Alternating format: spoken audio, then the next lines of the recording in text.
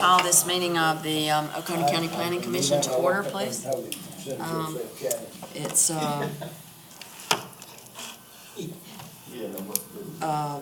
Ms. Lay, if you would. Okay. Excuse me. No. Ms. Lyles. Yes, I will. You were a student I taught long years ago. That's Dear Lord, we come to you today just thanking you, Lord, for this day, thanking you for the sunshine that we've had. We just ask, Lord, that you would be with us through this meeting, that we would conduct business in a way that would be honorable to you and to the citizens of our county, Lord, that we would watch out for our neighbors, watch out for our families in our county, Lord, and we would do everything we can to protect them and to honor their rights, Lord. In Jesus' name we pray. Amen. Amen. Lead us in the pledge to the flag. I pledge allegiance To the flag of the United States of America and to the republic for which it stands, one nation, under God, indivisible, with liberty and justice for all.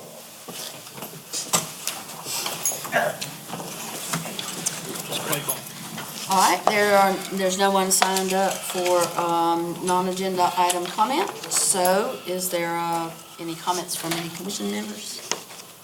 Anything anybody wants to share? All right, move on to number 6, the approval of minutes from 1/23/2020. Make a motion. Do I have a second? One second. All right, we have a motion and a second. All in favor of adopting them as printed, say aye. Aye. Opposed? No. The minutes are approved. All right, Mr. Chapman, will you do the subcommittee update or? I will, Oh, okay, cool. so unless he would like to, unless he would like to add to it. So we do have a corridor subcommittee made up of Ms. Lyles, Mr. Gramling, and myself. Ms. Lyles is the chairman of that committee, and she has said that I was to give this update. secretary. So what we've done is, of course, this was at the request of county council that we start looking at this. Where we've gotten thus far is we have identified 5 corridors that we would like to place specific focus initially. Those 5 corridors have different needs. So what we've also done is said that while we are looking at different corridors, we're looking at different corridors for different reasons. One of the corridors that was asked by council for us to look at was Highway 11, and oddly, that was more about while it had a high death rate or high accident rate, it was more about traffic speed than it was about business or busy traffic. Such as a Highway 123, we might be dealing with curb cuts and corridors and things, not necessarily speed related, but simply volume of traffic. Highway 11 didn't seem to have any of those, so it didn't make our top 5 list. Our top 5 list was Highway 123 from Clemson to Seneca, Highway 130 from Seneca going up towards Kiwi Key to the 183 traffic light there, Highway 28 going from Seneca to Walhalla, Highway 59 coming off of 85 and going up to 24. How many is that? 4. And Highway 123 going from Seneca to Westminster. Our objective is moving forward is to identify baseline, call them needs, call them areas that we might be able to have impact, but to come up with a list that we would then apply. These 3 would apply to this corridor, these 4 might apply to this corridor, these 2 issues might apply to this corridor. And so that's what we're in process of right now, is coming up with the list of things that what would or could be applicable within our county overall. Is there anything I need to add to that? One thing we just kind of threw in, covered right at the end, is we're going to address the corridors one at a time, and that when we address the corridor, it would be best if the person that represents that district, such as when we address 130, Mike should be on that, rotate onto the council, or whatever we call him, commission, because that's his district. Where if that corridor falls in your district, we feel like you need to be on that committee at that time, when we're, so that, it's getting representation from someone from that district. And that's, That sounds very reasonable. That's pretty cool. But the 5 corridors are Highway 11, 123. No, not Highway 11. we, Okay. Highway 11 we were asked to look at, and it did not make our top 5. Oh, okay, all right, two separate areas for 123 then? Yes. Okay, all right. And again, we've separated those out because we feel like that it's not a one-size-fits-all in the county, that we need to come up with an outline of different things that could apply, and then pick and choose, we're on this corridor, which of these might be applicable to that corridor. That sounds good. Any other questions? And y'all will meet the same, every time we have a planning commission meeting. That's awesome. Mr. Chapman, anything to add to that report or comment? Not at the moment, ma'am. Not at the moment. All right. Mr. Gramling, we have a report on recycling. Well, mostly what I'm going to talk about is landfill situation. And as we all know, our landfills are filling up. We're already transporting all the municipal solid waste out of state. Our C&D landfill is near full, except they just got a permit, a special permit to put another layer on top of the whole landfill. So that buys us a few more years. But the thing is, it's not just us. I think something like 40% of the landfills in South Carolina will have reached their capacity within 10 years. And, we're just not a society that is quit making garbage. Something that has been going on basically is experimental and development and demonstration process is bioreactor landfills. And this is basically where you take an existing landfill that's been closed, and it takes proper permitting and all to do this, but anything with landfills takes a lot of permitting. Basically, water's injected into the landfill, which the existing technology is called a dry tomb technology, which you can read a land paper out of the landfill 50 years later and stuff like that. When you add water, the organic material is biodigested. Basically, it rots. It gives off a significant amount of methane, which you can recover.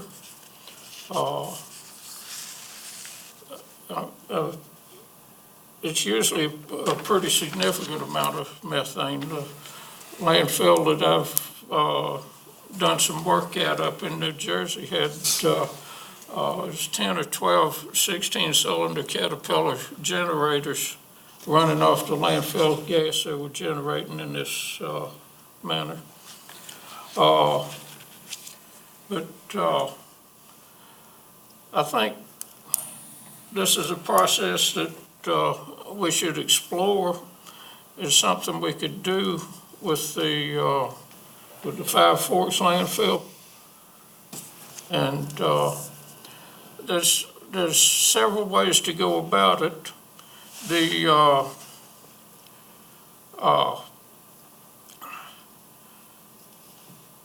If you just inject the water, you have to monitor it and keep the water percentage correct.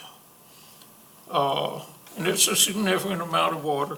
But this water's mostly leachate that you're pumping from the bottom of the landfill already anyway, and re-injecting it into the top of the landfill so it percolates back down through.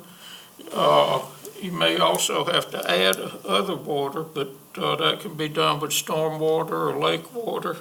You don't want to do it with chlorinated water.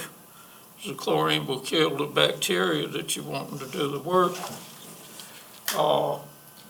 But landfills that do that recirculate the leachate, the water that's already percolated down, as opposed to burdening their wastewater system with it, which is what they're doing now. If all you do is inject the water and let it digest, after 3 to 8 years, you will have gained in the neighborhood of 30% of that landfill volume just from that material having digested. The next thing is, if you mine that out of the landfill, this is a process they were doing at the landfill in New Jersey I worked at. But when you mine that out of it, you screen it out, and that's some real fine compost. All that organic material is excellent for compost. And up there, they would haul truckloads to anybody that wanted it for free just to get it gone. But basically, they were removing that from the landfill. They separate out the metals and reclaim the metals. They separate out plastics. Now, these plastics are too contaminated for significant use as plastic, but they work fine in a fuel-to-energy situation, where, you know, they burn it in a approved setup, make some steam. But up there, they were able to achieve a 95% reduction on volume that's in the landfill, and they're probably going to get 40 or 50 more years service out of this landfill. The other thing that went along with that is the big grinders that they're grinding everything up with. Now, the new garbage that comes in, they're separating it out before they put it in the landfill. Any organic material gets composted, grinded up and composted, or grinded up and sell it for mulch. Any metals, of course, they're recovering. And so they're only putting a small percentage into the landfill each year compared to what they did without this system. I would be glad to see, like our C&D landfill, start grinding up all the wood,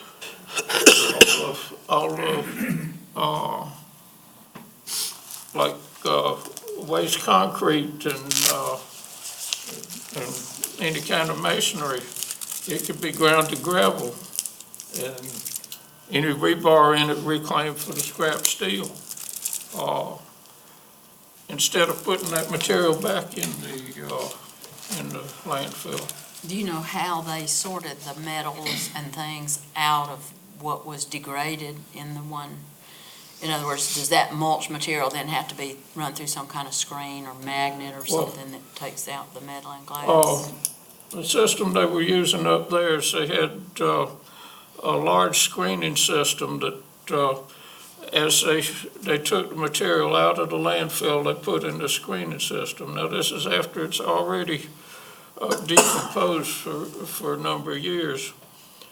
So your compost stuff is sliding through and your glass and stuff is going on What's there? composted is falling out of the screen here. if they got a washing machine in there, it's not, not going through the screen. But, it's sorted in that sort of manner, in a rough way. The stuff that goes for compost is further processed so that, anything that would be contaminating it for use as compost would be removed. But, then, once you got it out, you've got, like concrete, you got, any metals. You know, they can separate steel out with magnets and, most of the stuff, now, something big like a refrigerator, of course, they're gonna pull the refrigerator out of the system. They'll deal with it separately, but, the smaller stuff all goes through a big hammer mill grinder, and the ones they used were in the 2,000 or 3,000 horsepower size, 150-pound hammers on the hammer mill. Anyway, I mean, this equipment would grind up an engine block, you know, it's, pretty heavy duty. Once it's ground up into small particles, then, it's easy to separate out with magnets and eddy current separators and, Cost of equipment, Yeah. I mean, that, for me, that just is what is, do you have any idea of what that, like, it's, I mean, I know it's a significant investment. basically, you gotta look at it two ways. It's a lot of dollars to buy the equipment to do this.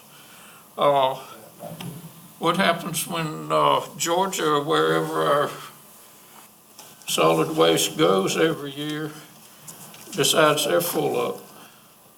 Yeah, I And mean, I'm sure I we're don't. paying them to take it, right? Oh, Yeah, I was gonna it's say, a you can significant- immediately, you got absolutely X off what we're paying for somebody else to take it, but I think we've gotta have a dollar figure to look at what. Yeah, I believe it's either between, I think it's $27 to $34 a ton, Is what we're paying them to take it? I believe so. and are we trucking it? Or not, sorry, for household, I'm sorry, sir?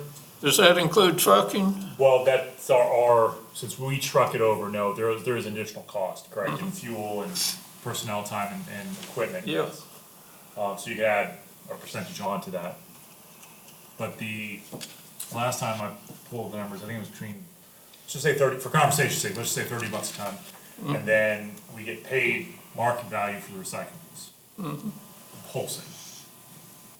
So the plastics that we recycle, plastic seems to be the real problem, is just, what do we do with it? What do you think? Contamination is a huge problem with plastics, because, you know, you're supposed to, like, with this water bottle, this is one type of plastic, this is one type of plastic. Yes. And if you don't take the little ring off the top here, you know, there's a certain amount of, that you can't really do about it, plus now there's paper on it.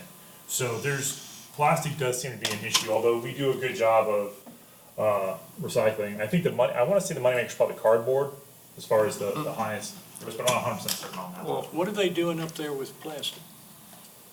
Well, what they did up there was, I was up there recovering a lot of the plastic. That's where my interest is. But, we probably, recycled 15, 20 million pounds of the plastic. But, by and far, the largest part of it went to, waste to fuel plant just to be burned for fuel. But it's filtered out the same way, it's gonna sit on the top on that filtration thing, that screen, Yeah. and, But you were able to burn it and generate steam or something and do Oh, something. we didn't burn it, it went to a place that was doing that. Doing that. Which, there's different, places around that have, waste to energy situations. Now, Is there anything in the southeast like that? Or is it in the northeast? waste to energy, Yeah. the closest I know is over in Raven County, Georgia. Georgia seems to do a lot. that's not far. But there's a number of them, I think there's one in Greenville, Really? but,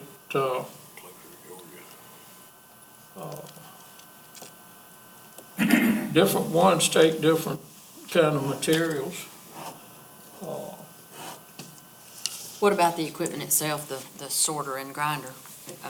I know, I mean, I'm sure it's expensive. I know it's got to be counterbalanced, but is there a figure that we need to look at as far as? I'm not knowledgeable about the numbers on that size of equipment, but it is expensive. What kind of shredder do we use on our tree limbs and all that?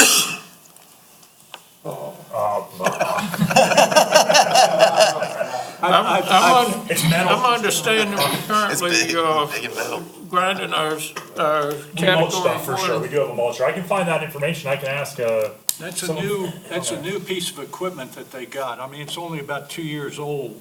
I know we shred enough where we have to give some, like, we have these times a year where we give stuff out and mulch out, so I can certainly ask that, and we can certainly ask someone from solid waste to come and maybe do a little presentation for y'all, for like a actual knowledge versus my kind of side stuff. Well, keep in mind that giving it away is still a benefit to the county because that's landfill volume that we're not occupying. Well, the other thing is when it sits there, you start to have combustion with it, and if it sits there long enough. Yeah. So they, Combustible. they try to get rid of it periodically. They also have a grinder for concrete up there. I can ask if would y'all like me to ask if someone solid waste is Yeah, available? I'm not really tuned into exactly what the county's doing with all this material now. I knew that they were making mulch out of the class 1 waste, which is tree limbs and stuff. But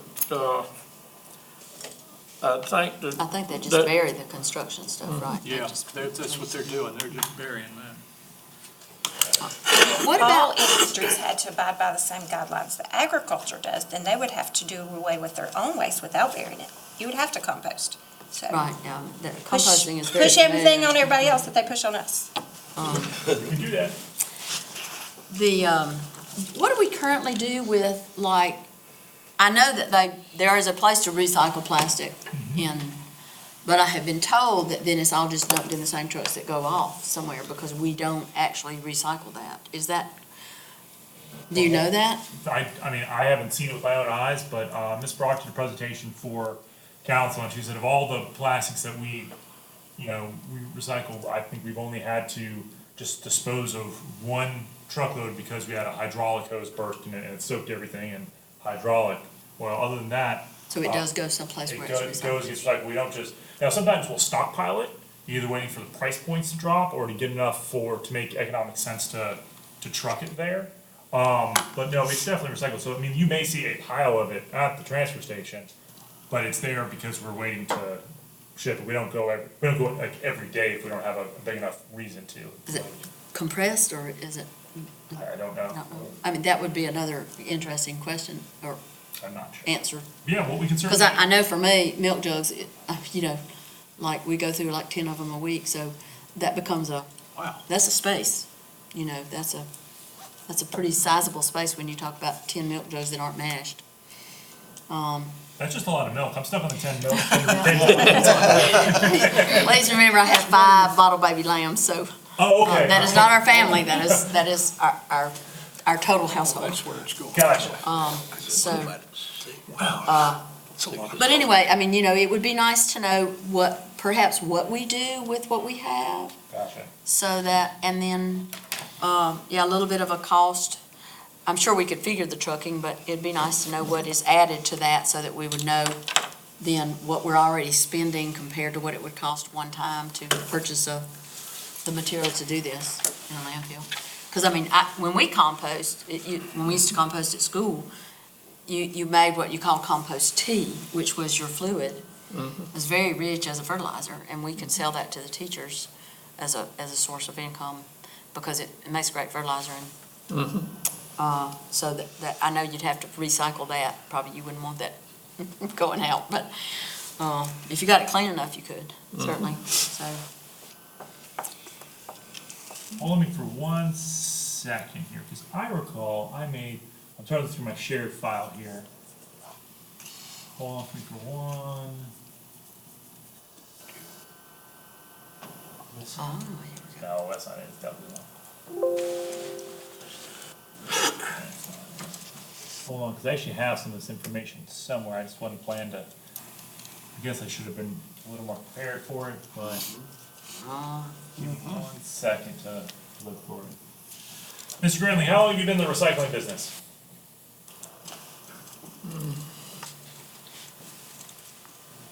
With plastic, probably a little over 30 years. Well, that was my attempt to stretch this out while I looked. Okay, I'll find all right, so that's, I can't find it right now, but I will, I'll have that presentation for you all for next. And maybe an estimated total cost per ton or whatever of what we're spending to get rid of our trash. Are you gonna get someone from the, I'll see if someone's available. I know Swain is currently, is not there. I'll see who's available, and I'll see if somebody can come speak, certainly. Awesome. Any other questions? One thing else I might throw in is, there's probably a significant amount of grant money to do these things. That was, yeah, I'm sure that's, yeah. All right. I would guess, Mr. Chapman, you can give us a Census 2020 update? Certainly. So census year, April 1st is census day, and that's no joke. What we have is, that was fun. So what we have is the counties are responsible for funding and creating their own census counts committees. The federal government has put that on us. They've created tons of really good graphics and things of that nature. And we were kind of tasked with creating the census counts committee, which was bringing together all relevant parties and try to get people to go do the census. Now, the census is going to be online this year for the first time. There will be paper copies available. So the planning department was tasked with creating the census counts committee, and Vivian and Bill are actually, Bill's not here, but Vivian is doing the actual census counts committee, so I will kind of shift and let her speak about the census counts committee that she's been so hard working on. Thank you, Mr. Chapman. He just kind of dropped that on you, didn't he? No. So we did come up with the complete count committee, which consists of the library, the school system, EMS, various cities, and we're trying to pull everybody in. Some nonprofits, we've got a bunch of nonprofits that are a part of this complete count committee as well. Some of the things that we're doing, we have, the library's gonna have their bookmobile, taking that out to various places, and while they're there with the bookmobile, do the census, try to get people to sign up with that. We're gonna have at the firehouses, we're gonna try to go out to some of the various firehouses in the outlying areas, and try to get people to come to there and do the census. If you have any groups that need someone to come and speak with, I would be happy to have Adam come and talk to you. Any questions? there's people that are paid to go out and take census counts, right? Yes. Is that something, like, y'all are hiring people to go out and do this, or? We aren't, the census themselves. Okay, They're- but that part's not affiliated with what y'all are doing?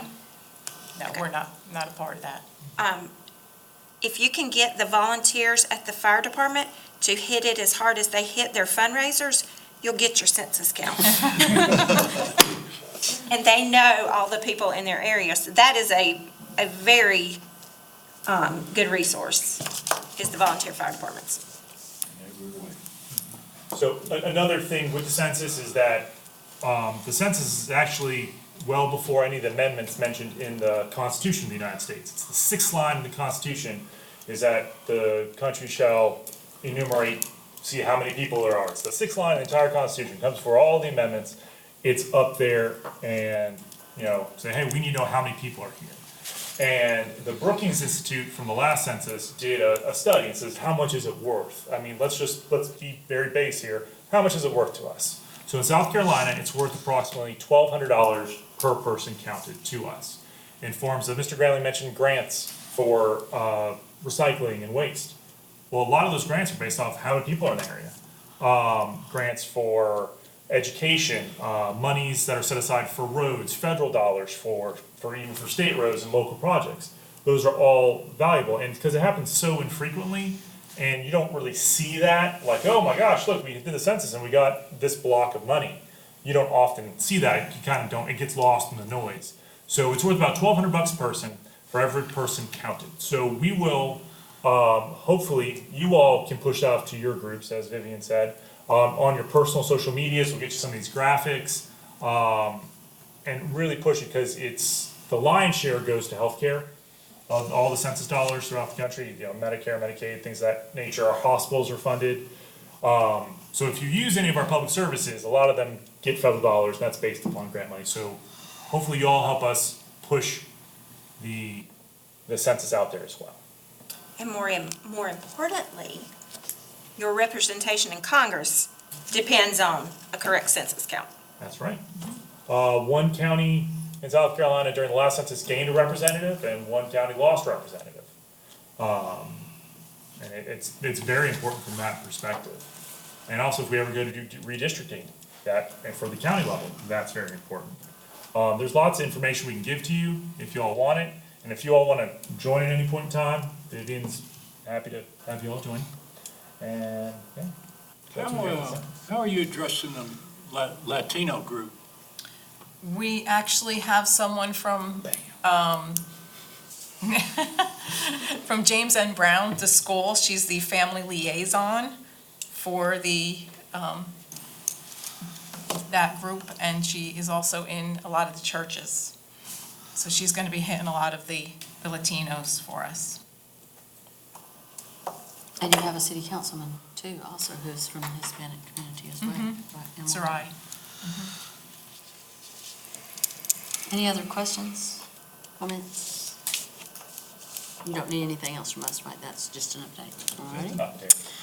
Okay, discussion regarding performance standards for specific uses in the county, and I will assume, Mr. Chapman, you will Sure. tell us what we need to discuss. Decipher that one for you, certainly. So, last meeting, you all came up with certain things, priorities for us to look at this year.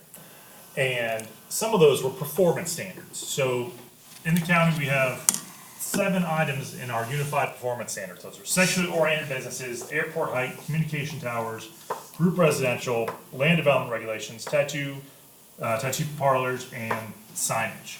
So those are standards for, regardless of where you are in the county, it's a specific standard. So if you're operating a communication tower, cell tower, you're gonna meet certain, regardless of where you are in the county, you're on top of any sort of zoning or overlay, this is what you're going to do for it. There, it's a performance standards.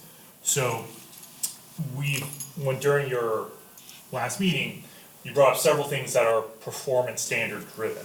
RV parks, junkyard facilities, group residential or multifamily. You all mentioned some of those. The way I look at it as is that I've written ordinances for you all before, and it gets kind of picked apart because it wasn't done kind of organically. We didn't start at the base level of it. So for these certain standards, I'm gonna ask that you all kind of come up with the why. Why are we doing it? That way, when I can just write that why down, then when we start coming up with the actual nuts and bolts of it, we can keep referring back to the why, the purpose, the intent of these goals. Like, if we're gonna say everyone's gotta be painted orange, we're gonna say, well, part of the purpose is to show pride in our local football team, kind of thing, if that was something we looked at. Versus us just saying everything's gotta be painted orange because orange is my favorite color.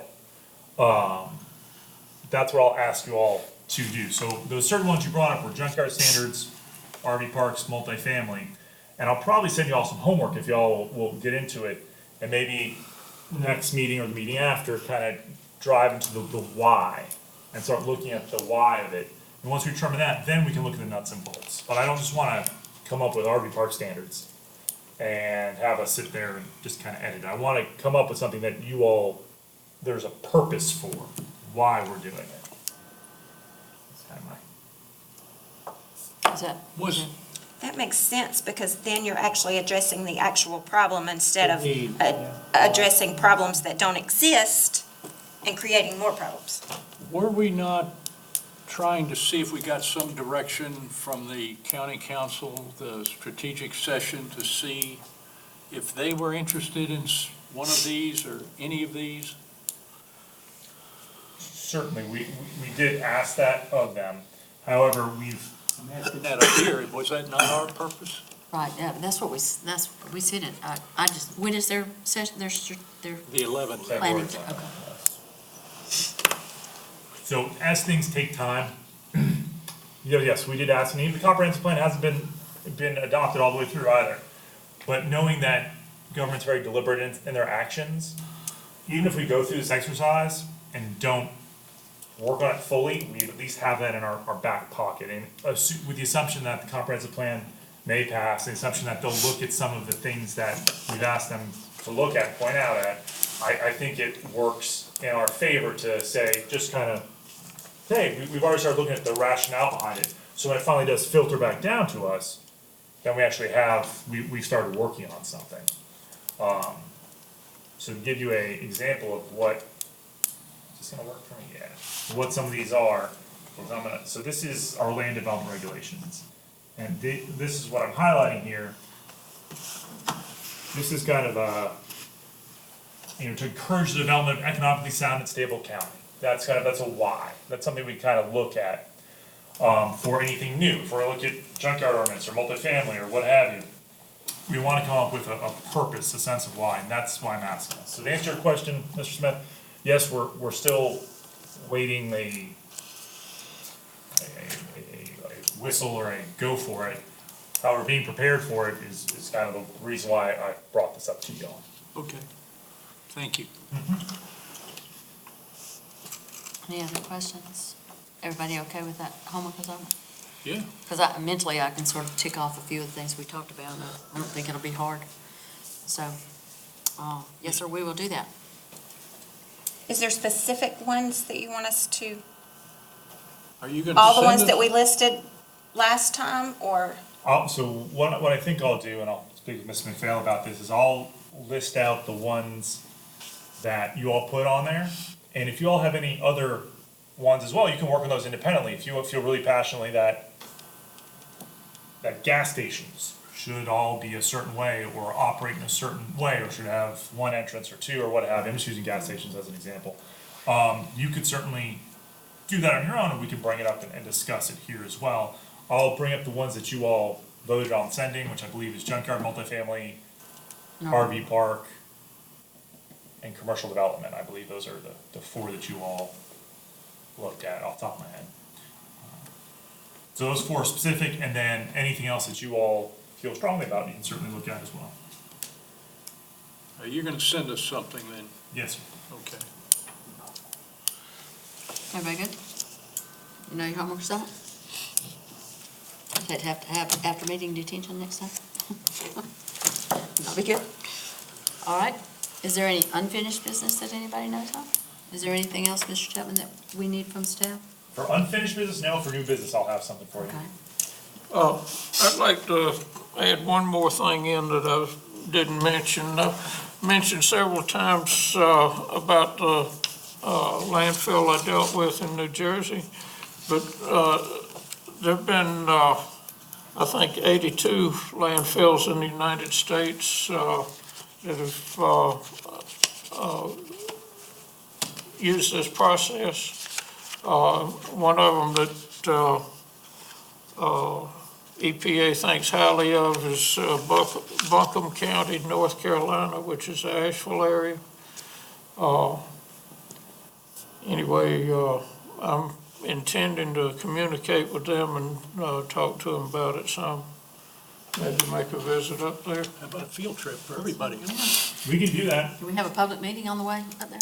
We can, we can, if you all feel about any particular thing, from corridors to industrial to whatever you want, if you all do see that there's a good for you all to go on a field trip or go on a voyage, we're certainly happy to facilitate that. Get out of school. I've mentioned the one in New Jersey a lot because I actually worked there at it for 4 or 5 months. So I'm familiar with it. But there's a lot of them closer to home. So that's a long drive, so Buncombe County sounds pretty good. You don't want to go through, Yeah, it had to be a you don't want day to go trip for through me. Washington DC. Don't want to get on the turnpike, for sure. All right, Adam, where are we standing on the rest of the meetings with other planning commissions? We had the one with Clumpson.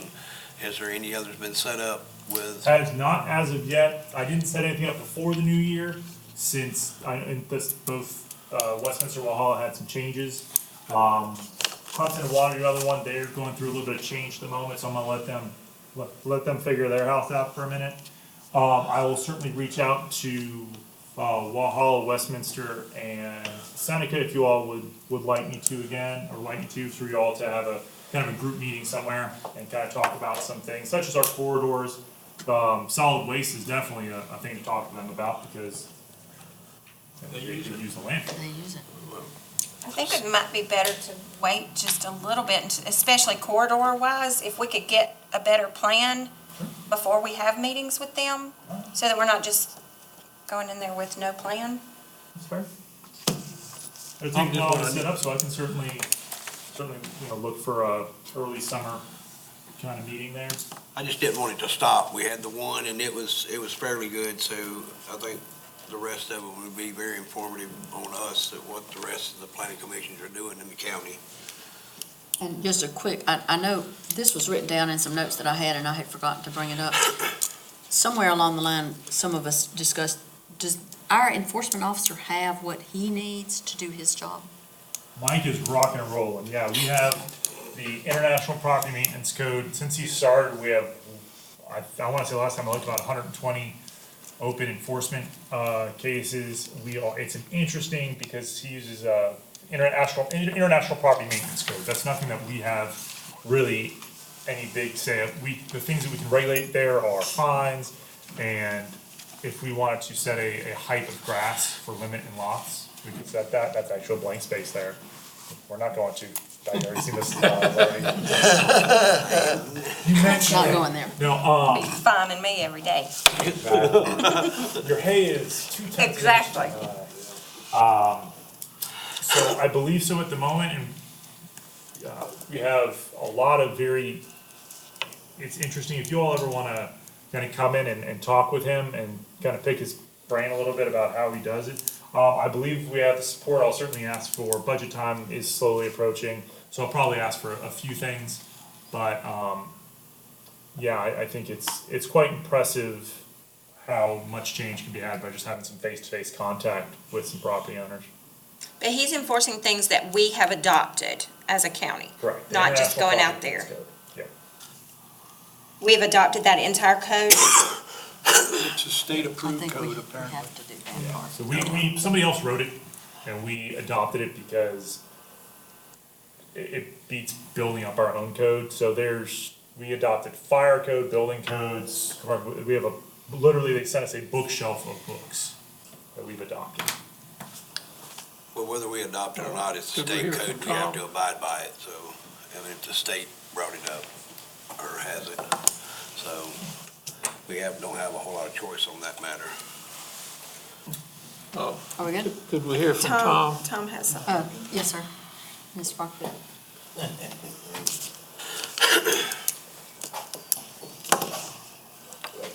Thank you.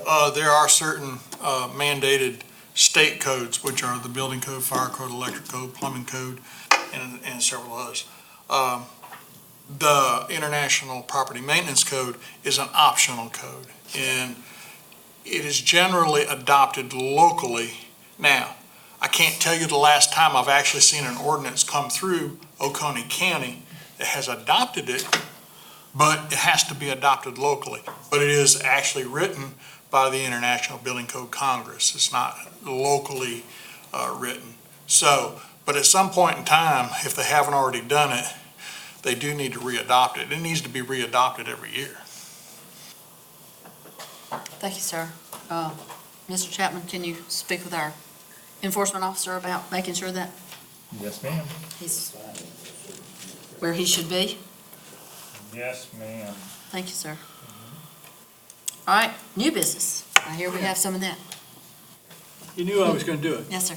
For those of you that don't know, the YMCA is opening up officially this Saturday. So for those of you that are interested, they had a soft opening last Saturday. Frankie and I will be at tomorrow's county council meeting to answer any questions regarding the comprehensive plan. And we will see where that goes from there. I have an appointment with the sheriff to talk about second chance. And what I mean by that is people that have a conviction on their record and how we can go about trying to get them employed or better chance of a good employment offer. I just want to talk to him about it and see any thoughts that he has. Unfortunately, he recognized my name right away, which gave me a very uncomfortable feeling. But nevertheless, we will see where that goes from there. People that have that on their record and they want to try to turn their lives around, it can be very, very difficult getting good employment where they can move forward and become a productive citizen. Anyway, that's all my new business. All right, yes, sir. Alright, so we all have to do continuing education.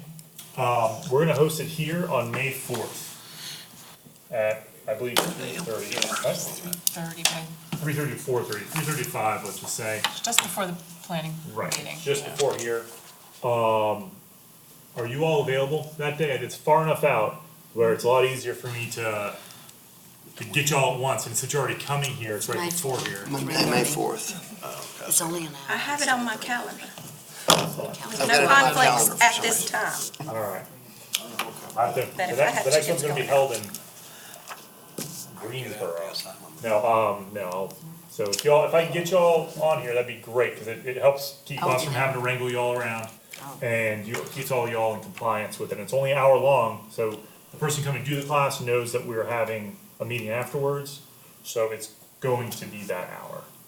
So I'll get you May 4th, I'll just write 7 y'all down. Yep. Meet well. Yep. Take a holiday. Mike and I enjoyed the last one, didn't we, Mike? Awesome. That's Good good Lord willing, stuff and the right creek don't there. rise, I will be there. Alright, well, that's all I had for.